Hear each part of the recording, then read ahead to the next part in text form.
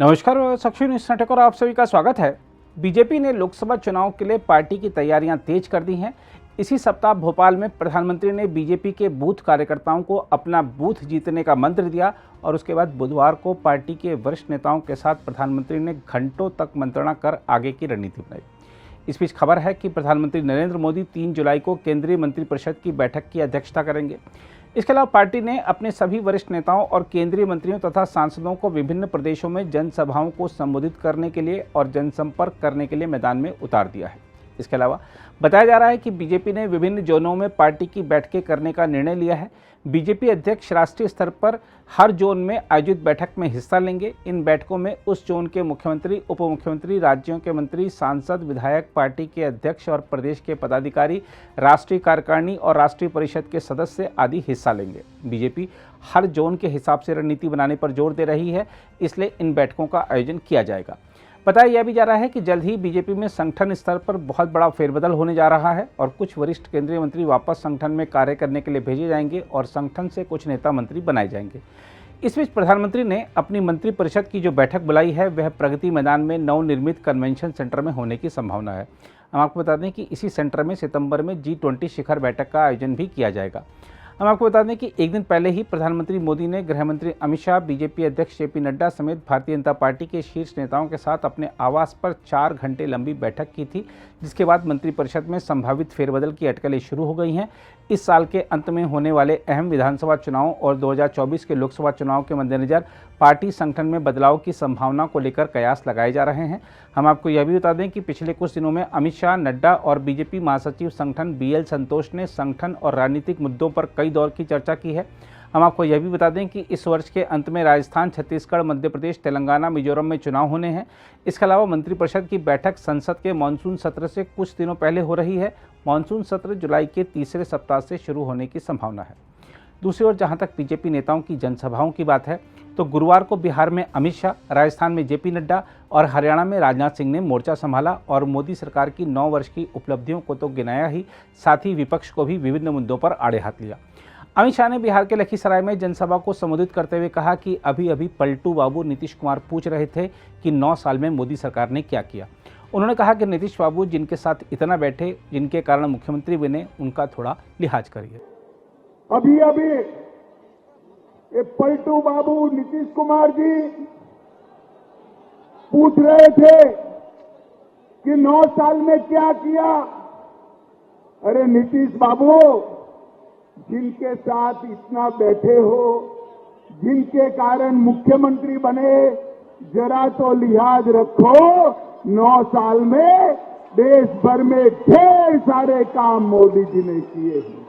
9 वर्ष के अंदर भारत को सुरक्षित करने का काम किया है। मुझे बताओ मुंगेर वालों, पहले जब कभी पाक प्रेरित आतंकवादियों के हमले होते थे, इस सोनिया मनमोहन की सरकार कोई जवाब नहीं देती थी। मौनी बाबा चुप होकर दिल्ली बैठ जाते थे।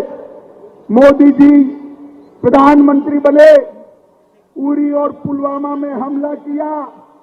पाकिस्तान वालों को लगा इस बार भी कुछ नहीं होगा।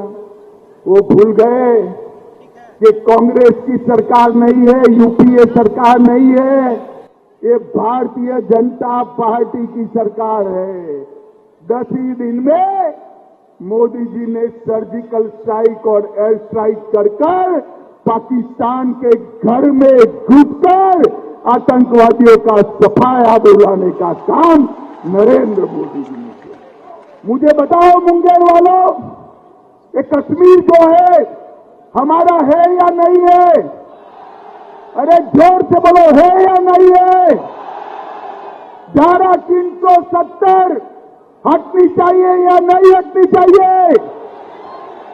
ये कांग्रेस, जदयू, RJD, ममता, DMK सभी लोग 70 साल से धारा 370 को बच्चे की तरह गोदी में खिलाते थे। बिहार वालों, आपने मोदी जी को दूसरी बार प्रधानमंत्री बनाया। मोदी जी ने 5 अगस्त 2019 को धारा 370 को उखाड़ कर फेंक दिया और ये कश्मीर हमेशा के लिए भारत माता का मुकुट मणि बन गया। ये सारे लोग संसद में इकट्ठा होकर काऊ काऊ काऊ काऊ करते थे, पूरी जमात, और कहते थे धारा 370 हटाओगे तो खून की नदियां बह जाएगी। अरे राहुल बाबा, खून की नदियां छोड़ो, किसी की कंकर चलाने की हिम्मत नहीं हुई है, कंकर चलाने की। उधर रक्षा मंत्री राजनाथ सिंह ने हरियाणा के यमुनानगर में एक रैली को संबोधित करते हुए कहा कि मैं दावे के साथ कह सकता हूं कि सरकारी संस्थानों में पहले के मुकाबले भ्रष्टाचार को कम करने में किसी पार्टी ने कामयाबी हासिल की है तो हम लोगों की पार्टी की सरकार ने की है।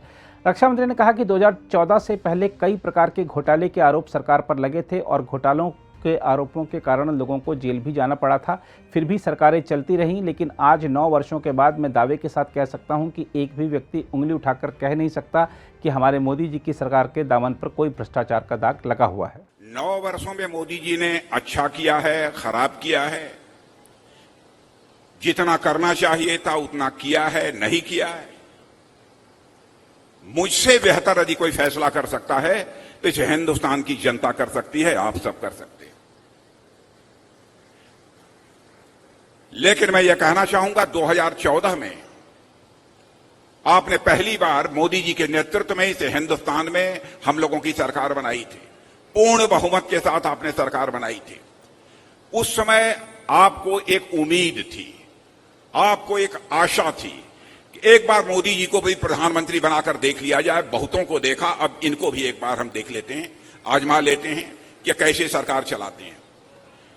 2014 में सरकार बनने के बाद 5 वर्ष तक उनके कामकाज को देखने के बाद आप इस नतीजे पर पहुंचे कि नहीं, यह इंसान तो एक गजब का इंसान है, यह करिश्माई इंसान है। इसलिए 2019 में भी आप लोगों ने पहले से अधिक सीटों पर विजय दिलाकर भारतीय जनता पार्टी की सरकार इसे हिंदुस्तान में बनाई।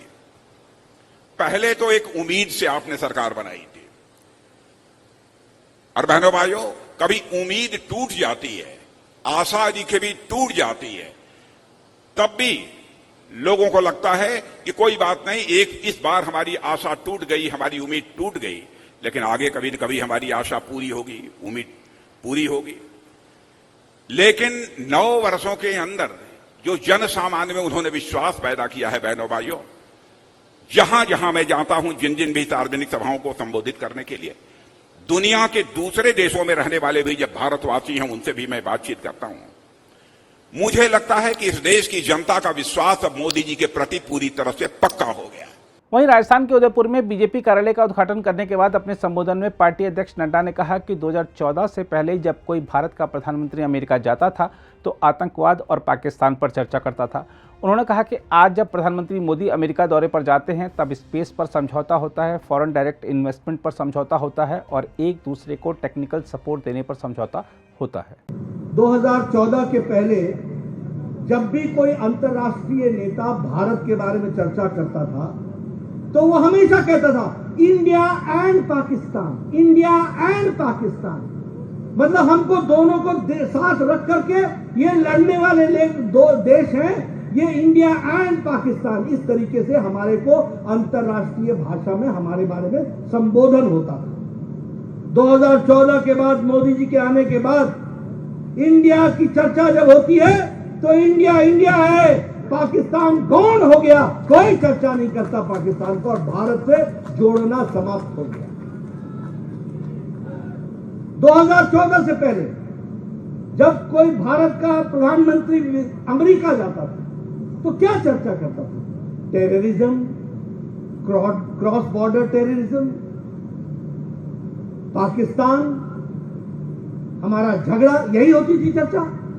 आज प्रधानमंत्री अमेरिका गए थे, अमेरिका और भारत के रिश्ते ने नई ऊंचाइयां ली हैं और आज हमारे समझौते होते हैं तो स्पेस पर समझौता होता है, हमारा समझौता होता है तो क्रायोजेनिक इंजन पर समझौता होता है, हमारा समझौता होता है तो यहां FDI आए, फॉरेन डायरेक्ट इन्वेस्टमेंट आए, इस पर हमारा समझौता होता है।